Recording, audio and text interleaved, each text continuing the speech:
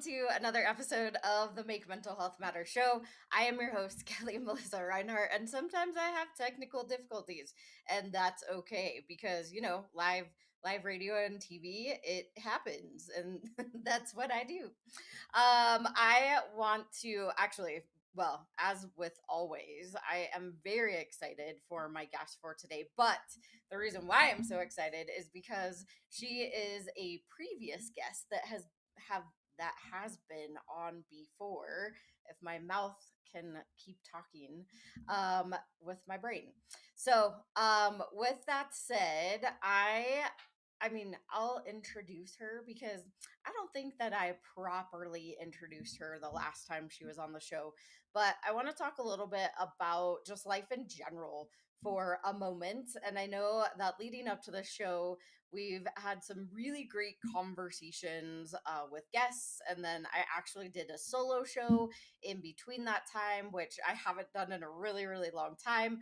And the cool part is that now I have a whole list of guests that are going to come on, and we have these stories in our life, and whether we want to acknowledge what we have been through and really understand how it may shape what we've gone through in life.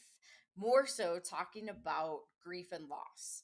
And when we lose somebody, if you've been watching or listening to the show for a while, you know my story. You know that I lost my middle sister, and it's been a journey, a roller coaster, I call it, of emotions. You have your high highs and you have your low lows, and it's ever continuing. It's not something that just happens to go away or that you get over. And I had a friend, and I've said this before, but I had a friend that once said to me, you grow forward. So you'll never forget them, you'll never get over it, but you learn how to grow forward. And I think that was one of the most impactful things that one of my friends said to me. So I'm going to properly introduce my guest for today. So, Portia Booker, she is the chief media producer and host of Groove with Portia, a show dedicated to amplifying stories that leave a lasting impact. After losing both of her parents just 9 months apart, she found herself navigating the murky waters of grief, only to discover an unexpected gift: gratitude. This awakening reignited her passion for storytelling and inspired her to help others find purpose through pain. Portia is the author of Finding Grace with Grief, Her Transition, My Transformation, a creatives and leads. What? I'm like, let me go back because I skipped a line. A personal narrative that changes how society depicts grief. Today, she produces podcasts, coaches, creatives, and leads grief support groups focused on parent and suicide loss. Portia believes grief requires integration, not avoidance, and that choosing to share your story can be a powerful act of healing. Her work proves that adversity can add verses to our lives blueprint and light the way for others. So, without further ado, Portia, thank you so much for the proper way. Yay! Look, it worked. It all work out as you brought up, Kelly, in the beginning, right? Life is full of flubs, blips, little tech difficulties, but I think that's also the beauty, right? Is we have a blooper reel at some point that's like, hey, I remember when I said that word wrong. Instead of saying curmudgeon, I accidentally said convict. So you just never know, right? The coins of life that you're going to be thrown. So Kelly, lots of gratitude to you for having me on the show. Thank you so much. Yeah, I feel like every single show I do is like a blooper roll, and it just keeps going most of the time. I mean, we do have really great conversations too, but it's sometimes that happens, and that's okay. So, I'm so excited to have you back because it has been a while. I mean, I know you and I just more recently, like, yesterday reconnected, but we always have been like talking here and there, but it's been a while since you've been on the show, and that's why I wanted to bring you back. But I also know that today, as this airs, holds a very significant space in your heart. So I would love for you to share just a little bit about yourself and your story, especially for those that didn't see you before. Well, again, lots of gratitude to you, Kelly, for having me back on the show. So, for those who don't know me, I'm Portia Booker. I'm the chief media producer of Grew with Portia, the show where we add verses of wisdom to our life by converting our stories into something powerful. Because each of us has a purpose. Each of us has gone through some painful moments, and pain is not the enemy. It's sitting on it that's the enemy. And for those of you who don't know my story, so in July of 2022, my beloved mother, it's 3 years today that my mom made her transition. And it was through my mom's transition that I discovered that grief is not what we think. 3 weeks after my mom made her transition, I went to pick up her ashes from the funeral home. And while I was driving, I don't know if you guys are familiar with that TikTok video of the guy driving the Honda Civic and the owl flies into the passenger window and lands on this guy's lap. So I had a similar thing happen to me. I stopped at the stoplight, and knock on wood, an owl didn't land on my lap because I probably would have jumped out of my car and probably got hit and just all the things. We're not going to go down that route. I had an epiphany come through, and it said, Portia, what if your mom's transition is for your transformation? And I'm like, I had to let that sit for a minute. Portia, what if your mom's transition is for your transformation? And I'm thinking in my mind, what does that even mean? How can I digest what this message is saying to me when I just lost the person who has been my cheerleader, my rock, the person that kept their foot up my butt to get me to where I am today? How can I convert what this is saying to me into something positive? And slowly, Kelly, I started to see the ripple effects of that phrase, what if your mom's transition is for your transformation? So I met with a good friend of mine who said to me, Portia, you need to let God know how you feel. You need to let God know that you're upset, that you're angry. And now I grew up in a household where you weren't allowed to question anything that God said or did. You just had to accept it as it is. Just like when you work in a corporate job and they hand you a $15 check, even though you knew that you should have had 1,500. Okay. That's a whole lawsuit for another day. But you weren't allowed to question. And I wrote God 2 letters. I used some fine usage, colorful keepsakes, if you catch the drift of what that means. And I didn't care. I said, God, I'm not happy. I'm not. And I want you to know. I literally asked him, I said, God, do you like to see your children suffer? Are you okay with seeing the ones you love hurt, cry, plead out, feel lost? Does this bring you glory? Does this bring you joy? And God responded, Kelly. He did. After 2 letters, because of course I have to be extra because I'm Shay's kid, by the way. Uh, God said, Portia, sit down. Come sit down, my child. I needed you back. Your mom's safe with me. And this was even before my dad made his transition, because my dad made his transition 9 months later. Your mom's safe with me, but I needed you back. You were too focused on things that I didn't want you to be focused on, and you stopped following what I told you to do. So I needed you to hear me. I need you, Portia, to trust me. Trust in the direction that I'm paving for you.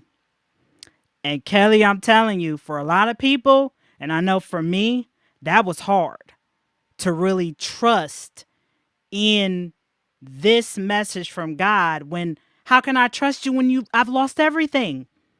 When several years prior I'd lost my dream job as a TV producer.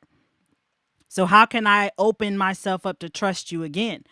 But like I said in the beginning, that adverse experience was the breakdown to the breakthrough to today. And 3 months after my mom made her transition. So those 2 letters that I wrote became the first part of my book, Finding Grace Within Grief, her transition, my transformation. And what I really posed in that book is, what if grief is not what we think? What if grief is really about closing one door and opening another one? What if it's really about shedding the societal narrative that you have to be in doom, gloom, isolation, frustration, resentment? And what if it's really about coming home to yourself and being grateful for the experiences that you've had, reframing how you see grief, integrating it into your everyday instead of avoiding it, empowering others through sharing your story, and also forgiving not only just other people for the regurgitated platitudes, but also forgiving yourself for not knowing. And so, fast forward 9 months later, my dad makes his transition. Now, me and my dad, we were not always on the same page. Okay. Me and Charles Edward were not. At the same time, my dad had developed Alzheimer's dementia. He didn't remember all of his accomplishments from being a well known DJ in the city of Cleveland. My dad's stage name was Butterfly. And, I had to be the bigger person, Kelly. This is where I talk about forgiveness, because I had to really ask myself several months after my mom died, what kind of person am I to hold this man accountable for things he doesn't even remember? He's forgotten more than what he probably used to know, including, even my lifetime. And so when I made that choice to forgive my dad, I'm not going to get emotional, not going to get emotional. When I made that choice to forgive him, I got the greatest gift from that. My dad said to me, Portia, you're my child.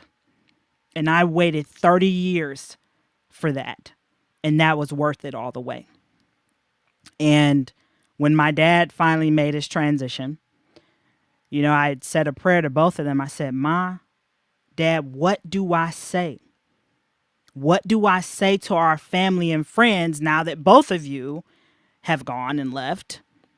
And so I received a download in a dream. When we're in school, right, Kelly, we all want to be straight A students, right? And my mom used to be an educator. She taught special education for 13 years.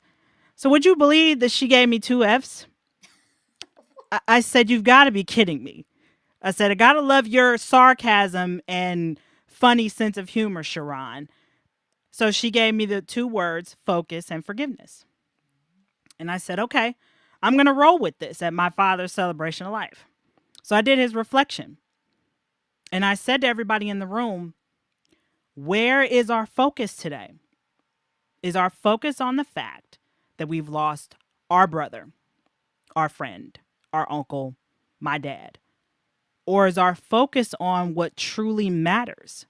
Are we going to choose to jump in the casket and die with the empty suit that's in there?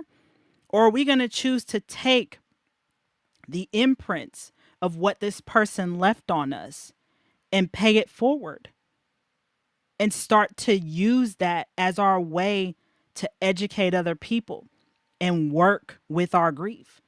Because, Kelly, we are just a collection of imprints of all the people who we've encountered in our life. You've got several imprints from your sister. I have several from my mom, my dad, and other people who have come into my life. And so this is where the gratitude comes in, right? Instead of focusing on the lack of their physical being not being here, I'm focusing on what they left with me. My mom, her tough, God, my mom was no nonsense. When I tell you she was military, she kept her foot up my butt. And I used to be like, man, Mom, why you got to be like that? But at the same time, I'm grateful because it taught me to stand up to certain things and not back down. My dad, he was a hard worker. He worked in the steel mill for 30, 40 years of his life. So it taught me that work ethic to put that hard work in that it will pay off. So that's my story kind of in a nutshell, Kelly. No, that's so good. And I love, um, there's more of that even came out from the last time you were on the show, which is so cool to hear. All like, yeah, I there's so many good nuggets that you mentioned, and I would love to talk more about, because you use the word transition, and I'm sure some people are curious around that word, but we're going to go to our first quick sponsored break, and then once we get back we will chat a little bit more about that. So we'll be right back after this quick sponsored break. Have you ever felt completely alone? Like your life doesn't matter. One person dies due to suicide every 40 seconds. You are not alone. Call the National Suicide Lifeline at 988. Hope and recovery is possible. 1 in 8 people globally live with a mental disorder. That's why empowering minds saves lives. We need your help. With only $19 a month, you help us save lives through mental health and suicide prevention education. Scan the QR code or go to makementalhealthmatter.org to sign up as a warrior for mental health today. Hi, I'm Ann Scotland, the host of Global Socialpreneurs. Join the experts, 12 p.m. EST on the Fresh Takes TV network for the best advice on social entrepreneurship. Join us here on E360 TV. Hi, Laura Cross, your host for Mindful Mondays, every Monday at 1 p.m. Central Time, where you can embark on a transformative journey of self-care and ultimate happiness. Tune in to the Voyage to Vitality channel on the Achieve TV network. Mindful Mondays with Laura Cross. Be there, be mindful, and join us on E360 TV. And like that, we're back. If you happen to be just joining the Make Mental Health Matter show, thank you so much for listening or watching. Definitely make sure you go back to the beginning of this to learn more about Portia's story. And I led into it before the break, but you use so many good nuggets that I want to pull some of them out. But the first one that comes to mind is the word transition. Can you just explain to the audience why you use that word as related when people pass away? That's a good question, Kelly.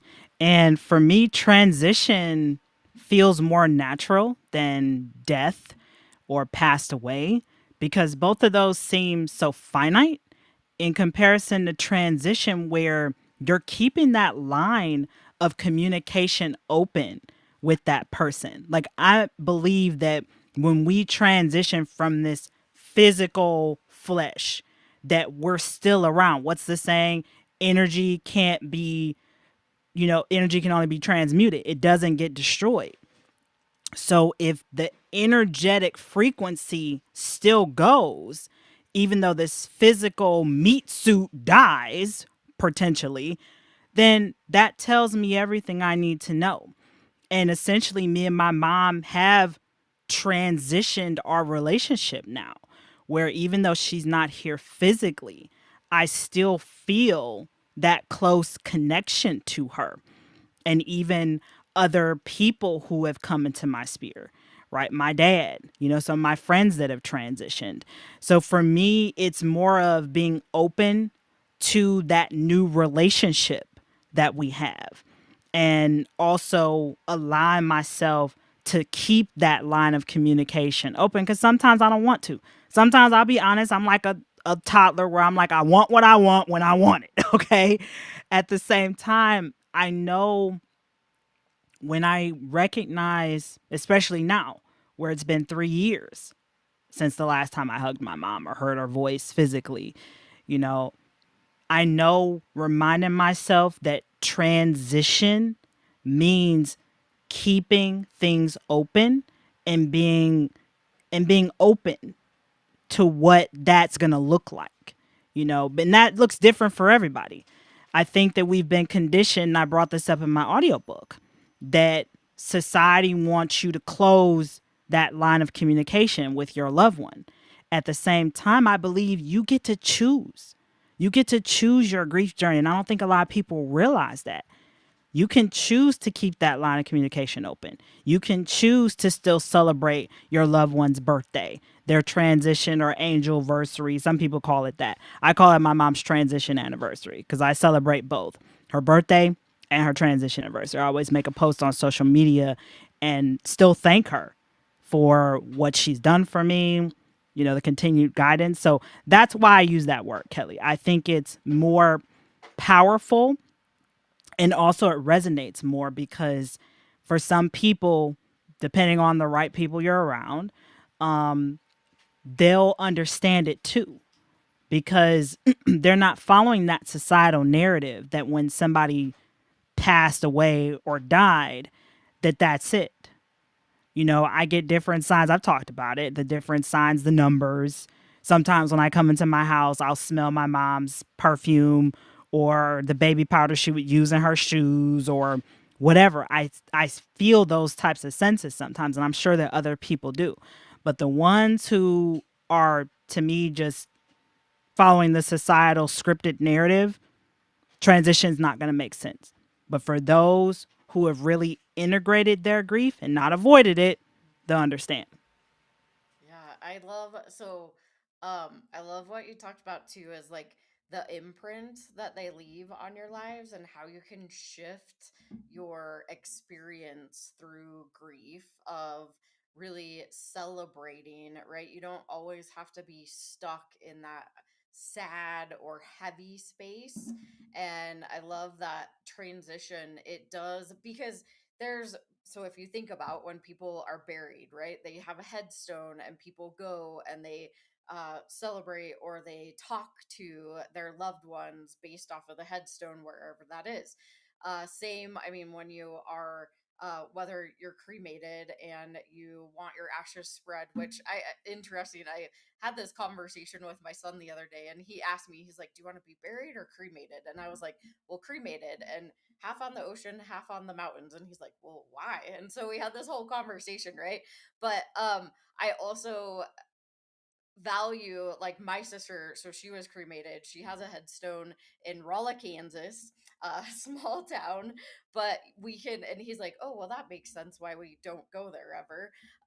But it also is a space that you can go to be in the presence of your loved one. But I love what you say is that you can always be there, right? And I know I've had other guests too that have talked about because our bodies are energy. If we strip away the human or the meat suit, we are just energy underneath there. So if we really believe that this energy is infinite, right?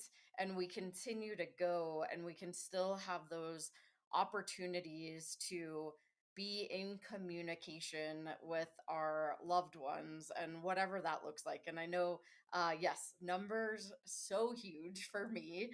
I know that it really started when I had a ex that passed away 2 years and a day prior to my sister. And then when my sister passed, it was like the numbers just and there's moments like you said, I'm like, well, maybe I just am seeing these numbers because I'm like screenshotting them and I'm aware of them, and then I go delete them all, and then it all comes back and I'm like, fine, okay, I hear you, I'm here, got it, right? So it's like one of those you're like, I don't really want to do this right now, but okay, I get it. So I think it is. It's uh, how that communication can still continue, and that you can really move into a space of celebration. And I Hmm. love how they have imprinted or the imprints that they have put on your life because those are the things that we want to remember, right? It's not the moments, especially talking about dementia and Alzheimer's, which also runs on my dad's side. And it's hard, like that space to be in. And then those moments that people die, that whether it's a long, like a cancer, that it's a long time frame, or immediate, like a suicide, and you don't have a lot of answers. There's lots of different reasons why, as humans, we process grief so differently. But I love that you're giving people permission to figure out how that's going to be for them. And it's not a step by step thing, it's more of a conversation, and knowing that you don't have to always stay in that negative space, which so many people tend to do, I believe. Oh, 100%. I see it a lot, Kelly, in my grief groups. Because as you mentioned, I run the parent loss group and the suicide loss group. And both are two different. It's two different spectrums when you're dealing with suicide loss and when you're dealing with parent loss, which it can overlap, right? But a lot of times, what I see, especially in my suicide loss group, is there's a lot of hidden anger, right? And I tell my participants all the time, you're allowed to feel how you want to. Don't let other people dictate your emotions or try to tell you that the way you're feeling is invalid, because they don't understand. If they haven't walked in your shoes, then they're not going to get it. I always encourage them to really journal, write their loved one a letter, and be open to if you get signs. Because a lot of times they're so stuck in the muck of the sadness, the anger, the confusion, that it's hard for them to even open up to seeing anything other than the fact that they lost their loved one to suicide or whatever means it may be, you know. And I always hold space for them to just talk. I tell them, tell me about Teresa. What did she love? What was something that Teresa would say that always made you laugh? What was something that Teresa would say that would make you want to probably poke her in the eye with a pencil, you know?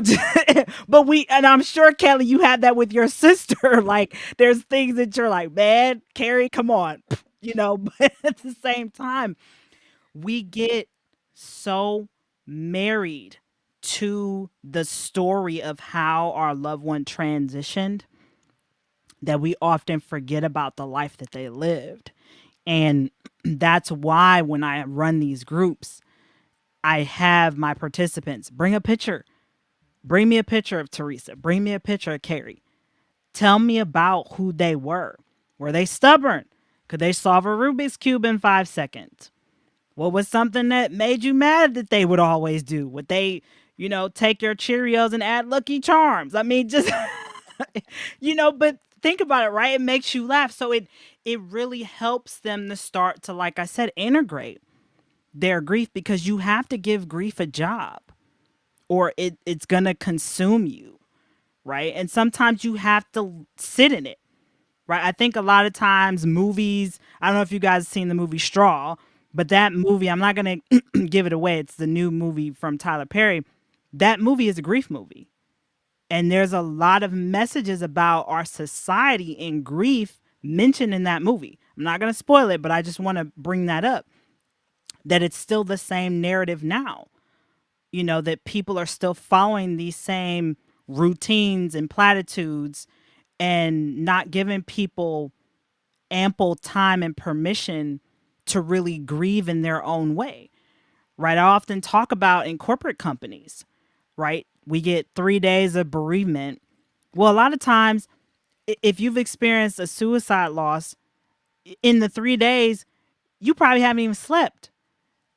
Because depending on the nature of the suicide, the complexity, imagine if your loved one was in like the military or if it happened at work, that brings a whole slew of other prolonged circumstances, right? So it's like, what are we doing as a society to give people permission to grieve in their own time, respect it, because grief used to be respected, especially in other countries and cultures, and then also give people the support they need. And Kelly, that's another core piece, is having the right support.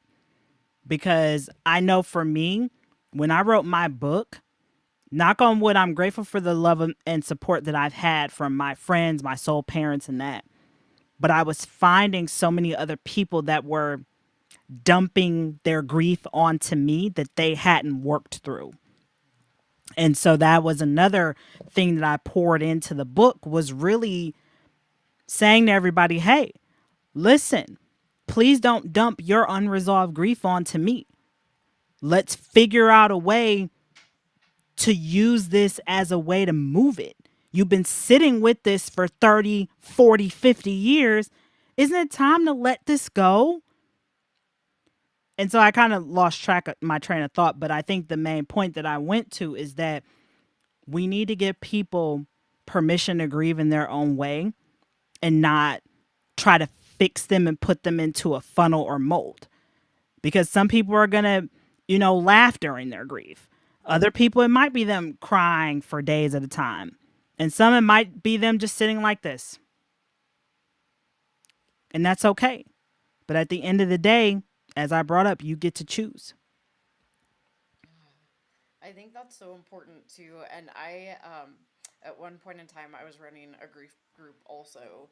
And the unfortunate part about the one that I ran was it was like new people every single week. And I felt that we never really got to a space that we could like start moving forward, right? Because it was always the people coming in that it had just happened, and it was like the grief dumping, like you just talked about, right? It was always, and for me, I was in a space of now celebration for all the people really that I had lost. And so I was in such a different space and I am much more of an empath. And so I was like taking and absorbing, although I was trying to release their energy and not take it on myself. I just found that it was like really triggering for me. So I had to shift. I am going to open like a grief group for suicide loss survivors, but it'll be in person. So it's like the same group for the most part coming in and really being able to like, move in a way all together, which I think is important. I want to also, so I know you had your mom and then 9 months later, your dad. So I want to talk a little bit about stacked losses, because that's one that I hear so often. But we're going to go to our quick last sponsored break. And then once we get back, we'll chat a little bit more about that. So we'll be right back after this. 1,917 people die daily from suicide globally. I lost my middle sister, Kelli, to a completed suicide on February 20th, 2017. How does Kelli, host of the Make Mental Health Matter show, impact lives? Number 1. Awareness. My story, Oliver, it isn't unique. I am a domestic violence survivor and a recovering addict. For 14 years, I was in active addiction. And because of Kelli and the work that she does and the opportunity to have my voice heard, I was able to stay clean and sober and have hit a year. I'm still here. And if it wasn't for Kelli answering my call the day that I thought I was going to take my life. 2. Conversation. I'm curious, and I know that I've heard a lot in the BIPOC community, it is very hush-hush. It's like one of those things that you don't talk about. Like you literally feel like it's not a conversation you can have. So can you talk a little bit more about that? First, shout out to Kelli, because I'm glad that she asked the question. I researched you before I went on your show, and I saw how real and authentic you were. And I just appreciate the question, because it is different and we have to have tough, courageous conversations. So yes, I always say I'm a triple diversity threat. I'm a Black woman with multiple disabilities. Now, I'm not really a threat, but to other people, I may be, because people fear the unknown and what they're uncomfortable with. Number 3. Education. Kelli's passionate commitment to mental health awareness is a beautiful thing. It's clear in her social media posts, it's clear in the resources that she puts together, in the activities that she provides, her collaboration with organizations, and the consistent way that she continues to deliver a message, encouraging people to understand that they can share openly and to break the stigma around mental health. Kelli's topics cover children and adults, talk about things that we can do as a community, things that we can do individually. And her website is packed with information and resources and all kinds of contacts that you can use to reach out, whether you're dealing with something yourself or you're looking to help somebody else who is struggling. I encourage you. And like that, we're back. If you happen to be just tuning in to the Make Mental Health Matter show, you've missed half a show. So go back and listen to the beginning. I mean, you can stay here and listen too. But so Portia, we were really chatting before the break about mainly, I mean, grief and loss and how people are, well, just humans in general, we all have a different way of grieving, and whatever it looks like for you is absolutely okay. There shouldn't be any I'm like, stigma is the word that comes to my mind, but that's not the right word. But it shouldn't be like there's not a certain timeline, there's not like certain steps, right? Like everybody processes it a little bit differently, but we also have to be aware of when we're that 30, the 40 years, right? Or even the 15 years, and we're still stuck in this place that is this sadness, this heaviness, and how can we truly move through the grief so that we are coming back to ourselves, as you had mentioned earlier, and also talking about stacked losses, because that's the one I hear the most. And I know that both of your parents transitioned within 9 months of each other, but I've had people come into my grief and loss group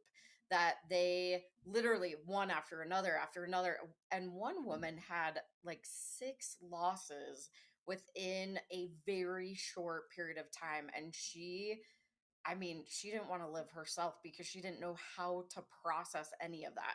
So I'm curious if you have some thoughts around stacked losses. I have to be honest, I've seen that too, Kelly, in some of my grief groups where I've had participants who have lost 4 to 6 people in under 3 years. Close family members, some friends. And I can say from me with both my parents, I think the order that it went, I honestly thought my dad was going to go before my mom because of all his health things. But then when we saw that my mom was declining very quick, I'm like, oh man. And then right after that, my dad, right after my mom broke me open. I mean, it broke me completely down. And then here comes my dad.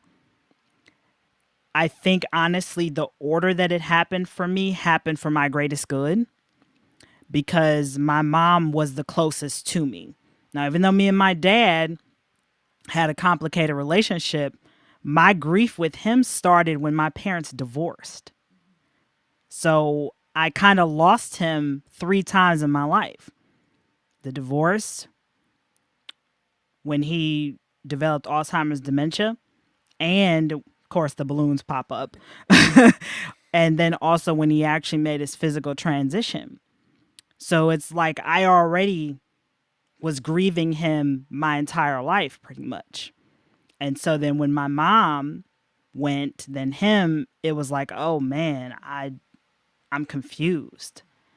I'm an adult orphan. But see, what helped me though, Kelly, again, I go back to gratitude. Because the very next day after my mom's transition, I remember going on the front porch and looking in the sky, and the sky was the same color pink as the robe that my mom wore.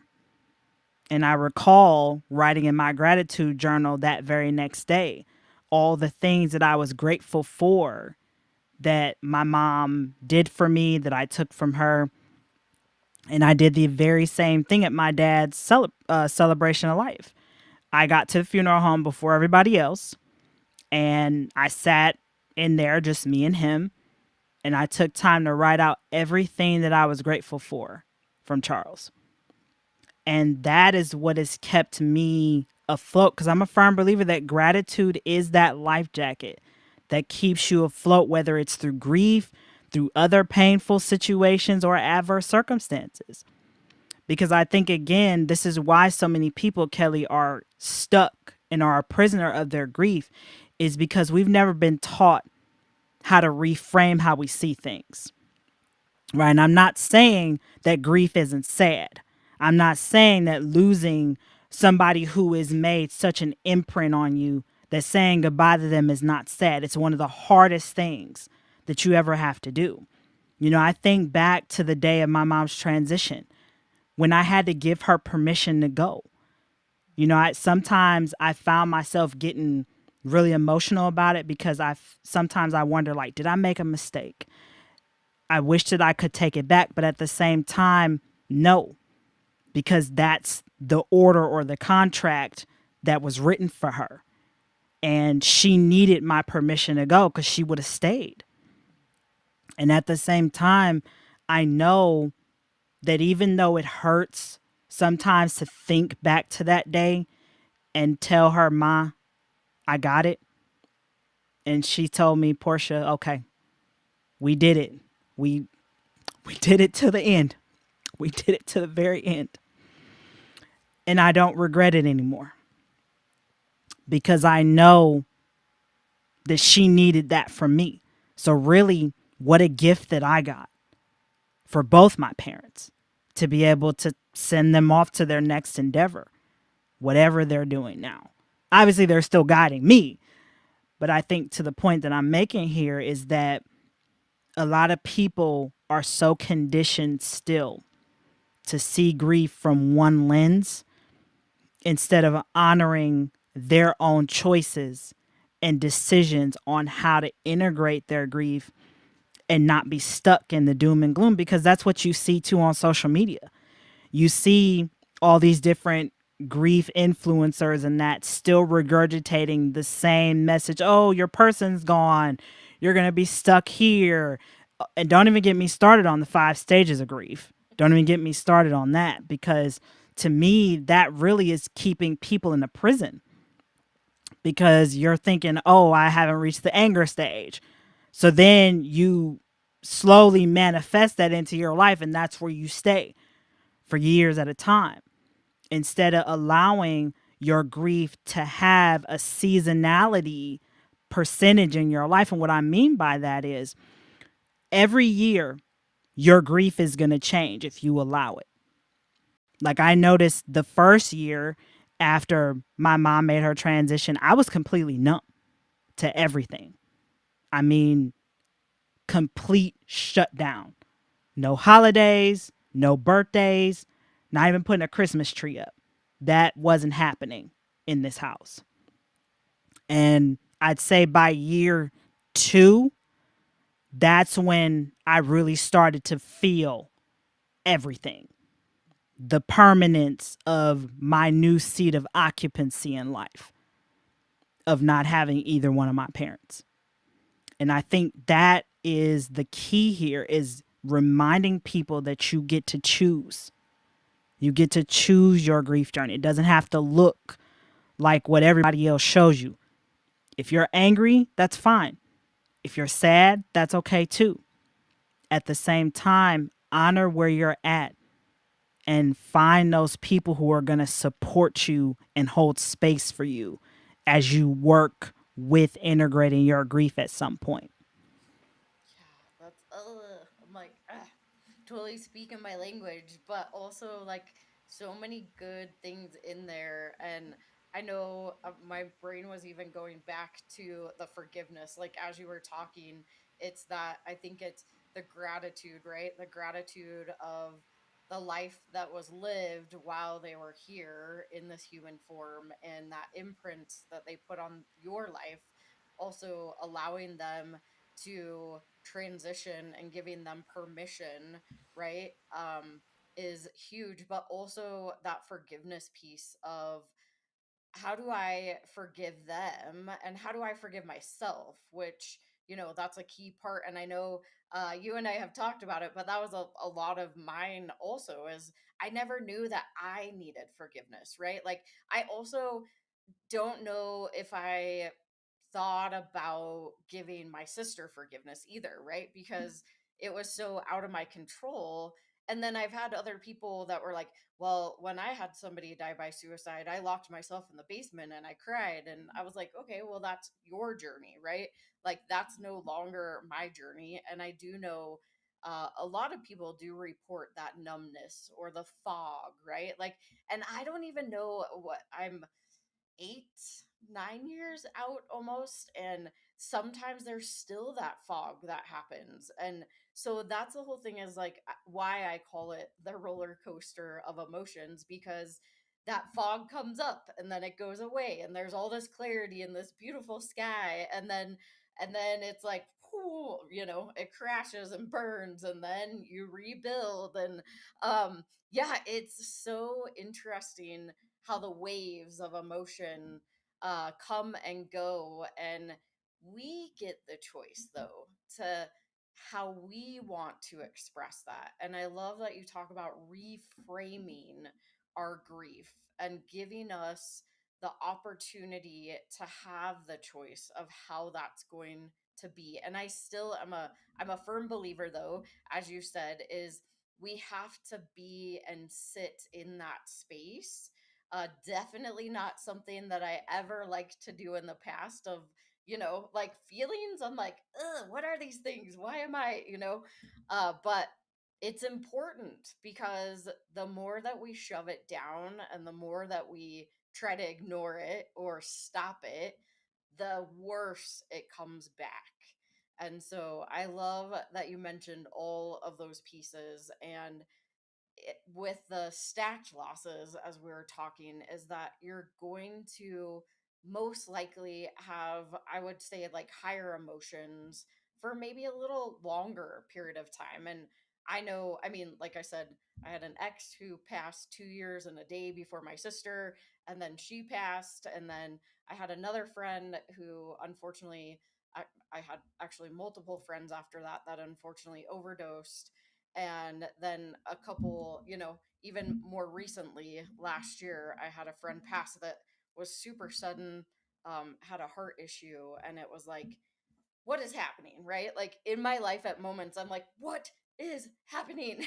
And I'm Okay. sure some people have those emotions too.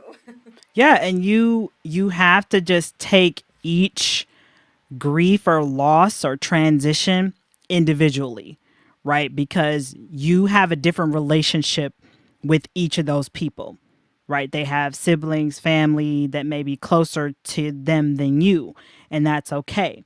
But giving yourself that space to mourn, right? And not feeling ashamed for how you mourn, right? Because Kelly, it's crazy. I find more men who come to me and mourn in my space than women often. And I feel honored that a lot of men feel comfortable enough to share their grief with me.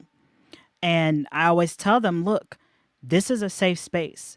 And they often tell me that, whoever is in their corner, they don't understand them because we don't allow men to shed tears. But we have to realize that shedding tears is not sometimes the physical water running down your face.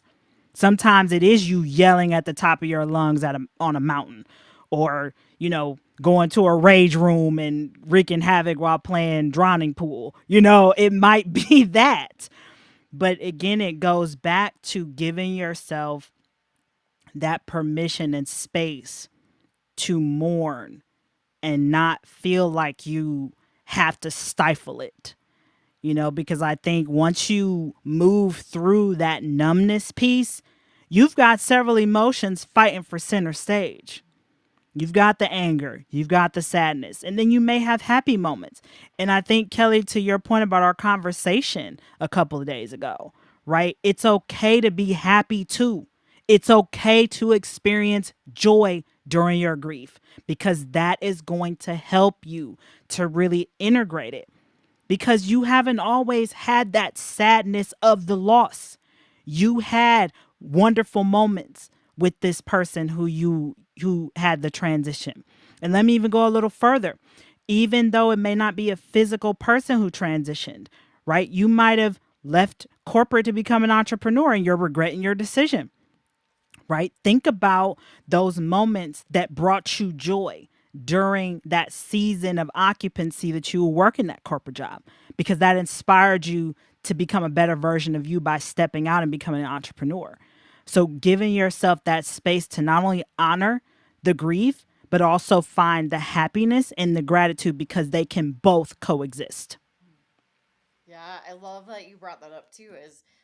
It's not just grief and loss around a person, right, or pets, which we so often think about, but it can be relationship, it can be job, it can be a situation or circumstance, right? Like it doesn't necessarily have to be a person. And I always just love to remind people that we as humans experience things differently. I mean, you and I could be in the same exact experience and all take something different than you take because we have different brains, we have different ways of thinking.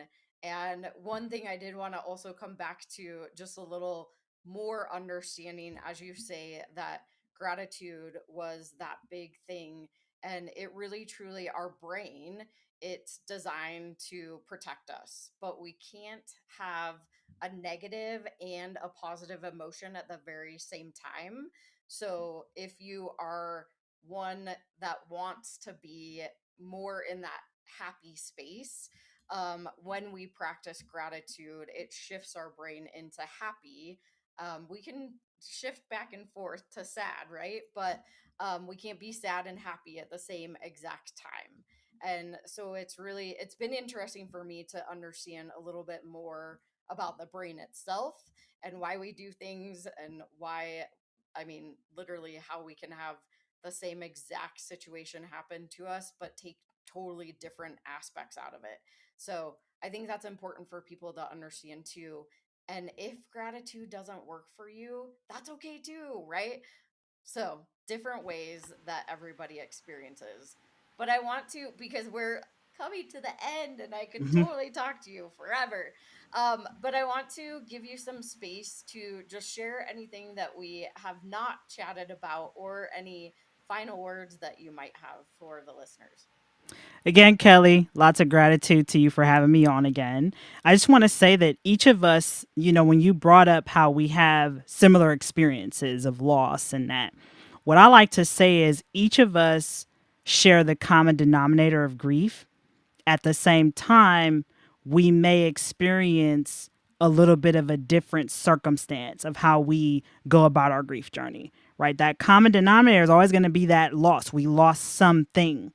However, the physical experience in front of us is going to look different, right? And really giving people the respect and honor of how they experience their loss and their grief. Because I find often that people want to compare. And I tell people there's no reason to compare. Just remember, grief is grief, love is love, pain is pain. And that the common denominator is there was some loss or change in your life. Grief is forced redirection, right? Nobody likes to be forced to be redirected in any kind of way. And so now, how do you take that love energy that you were putting, whether into that dream job that you had, your relationship with your mom, your sister, your brother, whoever it might be, how do you take that love energy and redirect it back to you? Because I'm a firm believer that grief is not just us losing something, it is the birthplace for transformation. And that's what I'll leave with your audience today. I love that. So if anybody wants to follow you or find you, where can they do that at? So you can just Google my name, Portia Booker, and you'll find me. I'm on Facebook and LinkedIn at Portia Booker. Like I say, you can Google me, Portia Booker. I'm literally everywhere. My show Group with Portia is on all the podcast platforms, including YouTube. And I'm sure Kelly will put it in the show notes as well. You can also get my audiobook, Finding Grace Within Grief, Her Transition, My Transformation. It is audio only. Okay, it is audio only. I did all the production myself, and it is an hour and 6 minutes, which it's cute because my mom's birthday is 1/16, so it's an hour and 6 minutes. That was not planned. Okay, I promise that was not planned, but just Kelly, again, thank you so much. Lots of gratitude to you for having me on the show again. Yeah, thank you so much for being an amazing guest. I so appreciate you. All right, y'all. That was another amazing episode of the Make Mental Health Matter show. I really, truly hope that if you are somebody that is out there that has experienced loss, most likely, most of us have in our lifetime, whether it be a person, a pet, a job, a situation, whatever it might be, we all process grief differently. We all process loss. And our experience is very unique in our own way because we are all individual humans. And so there is no right or wrong way to do it. And if you need help with really moving through that grief or loss, there are lots of support groups. Lots of, just like Portia said, is that she runs support groups. We also Make Mental Health Matter collaborates with a ton of different people that offer support groups, and or if you need somebody to talk to, just make sure you reach out. You can go to the Make Mental Health Matter resource hub, the trusted resource hub. There is information on there. It's going to be updated here shortly. So I just appreciate you watching or listening to the Make Mental Health Matter show. No matter what you do, make sure you come back next Monday. I go live every single Monday at 5 a.m. or 5 p.m. on Dream Vision 7 Radio, or you can watch on E360 TV at 5 p.m. Mountain Denver time. No matter what, I will see you next week. Bye, y'all.